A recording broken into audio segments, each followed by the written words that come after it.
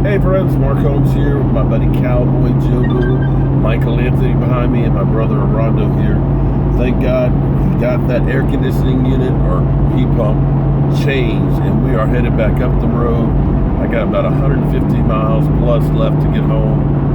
Already done about 250, but hey, you know, driving for me is something I really enjoy because it gives me a chance to clear my head and think. So some news on the Cowboys. John Gruden has not officially been named yet head coach. I'm not sure, but maybe he has. But he's already named his first coach, and he's named his special teams coach, our former special teams coach. God, his name slips my mind right here, but he's out of here. He's gone. But there's going to be a lot of things and decisions that our team has to make going forward. And I want to kind of give you guys like one of the things that they'll kind of look at, or they have to basically evaluate. And what I'm going to call it is, what would New England do? Because when you look at the NFL right now, every year you have teams that rise up and fall down. Just think about it. The Eagles were in the basement last year. We weren't listening to any of these Eagle trolls that are just running around, just defecating all over the place. Talking about how great they are, even though they've never won a Super Bowl ring. They were in the basement last year. They went from worst to first. Hey, the year before, we were in the same boat. We went from worst to first. And that happens a lot. Maybe not worst to first, but you know, you end up having teams rise and fall. All the division winners this year are brand new, and most of them weren't in the playoffs even last year. The Rams, they were in the basement last year. Boom. Now they lost the first game, but still, they made the playoffs. So it's kind of the norm in the NFL that you have a good year, then you have a bad year. With only two exceptions. Cleveland, which is always bad, because they are the Cleveland Doo-Doo Browns, and New England. And New England has figured it out. And what they have figured is, the draft is straight money. You have to hit on the draft. And you have to get these guys and start them playing young. As they start getting ready for that big contract, you let them go. Or you trade them and you get more draft picks. Because they've always coveted draft picks. You know, they're kind of ticked off right now because they traded Garoppolo to San Francisco, mainly because Tom Brady didn't want him there and Robert Kraft did, which is where the whole division comes in right now in New England.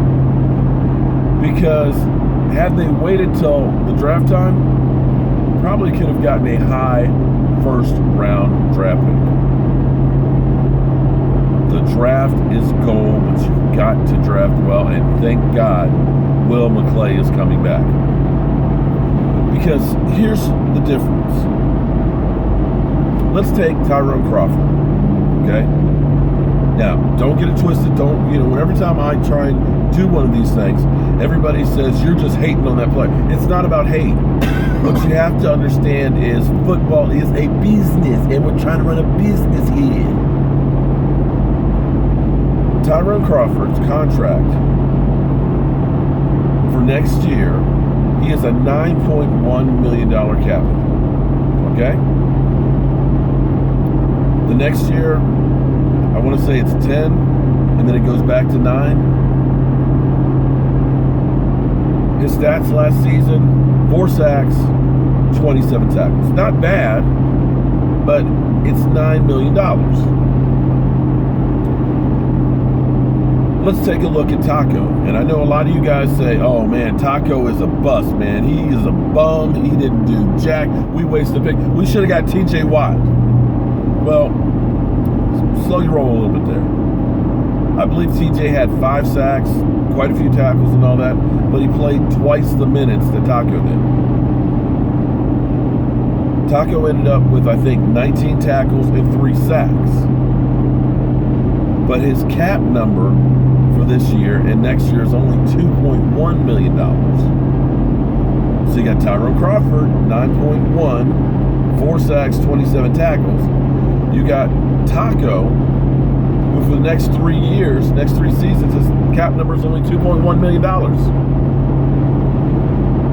4 years of him is 1 year of Tyrone Crawford. You see my point?